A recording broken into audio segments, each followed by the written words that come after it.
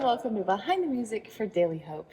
This weekend we're celebrating the second weekend of Easter. Last week we had Easter, and before that we had Holy Week, but now we're in this beautiful season called Eastertide, where we continue to celebrate this lovely hope that we have through the resurrection of Jesus Christ. The sermon this weekend is going to be the story of Jesus meeting Peter at the seashore by the lakeside after Jesus was resurrected. And so he came to Peter and he said, "Peter, do you love me?" And when Peter responded in the affirmative, Jesus said, "Feed my sheep, feed my lambs."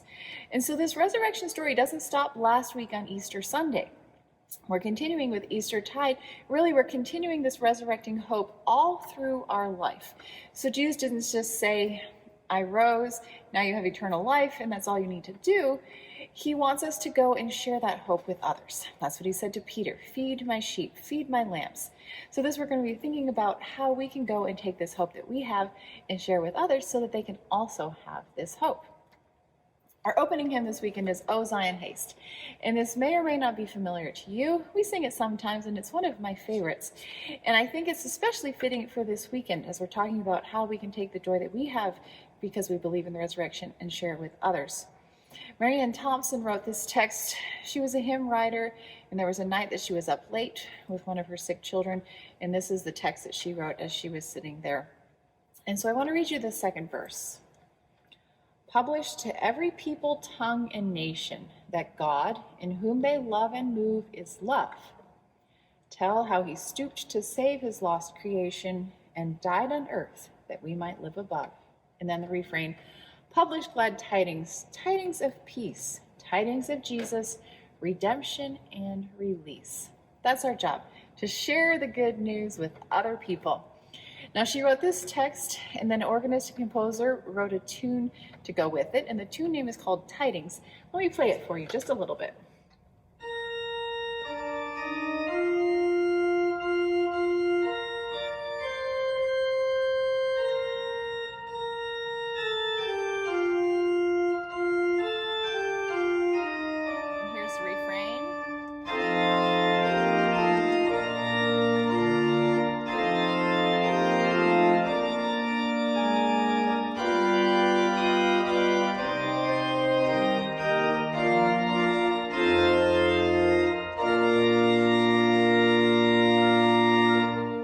That was a tune by James Walk, who wrote it to go along with the text that she had written. I'm going to play an arrangement for you of that this weekend by Lanny Smith, and it starts with a little fanfare. It's a little kind of trumpet thing. Listen to it for a minute.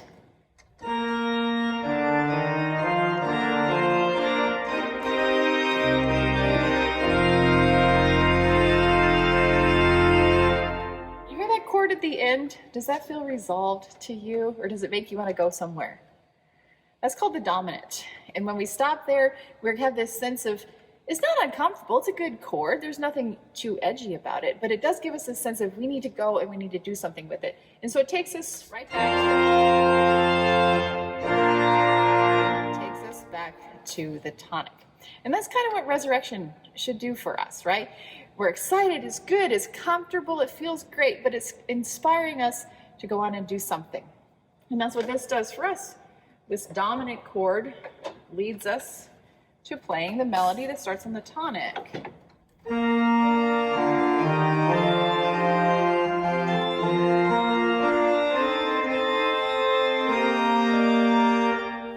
And then this arrangement goes on, and there's another little interlude that also has this same feeling of on resolution, needing to go somewhere.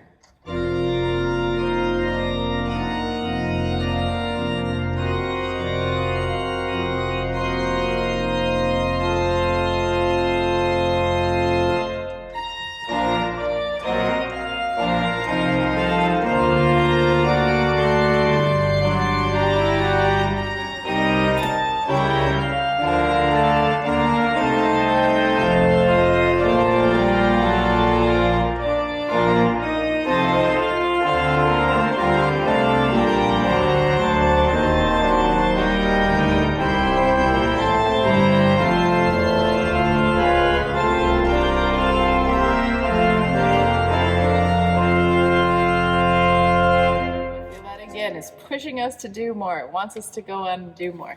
So I hope this week you'll take the joy of the resurrection and you'll find a way to help feed the lambs, to help share the good news, to publish the tidings and the great news that we have in this resurrecting hope.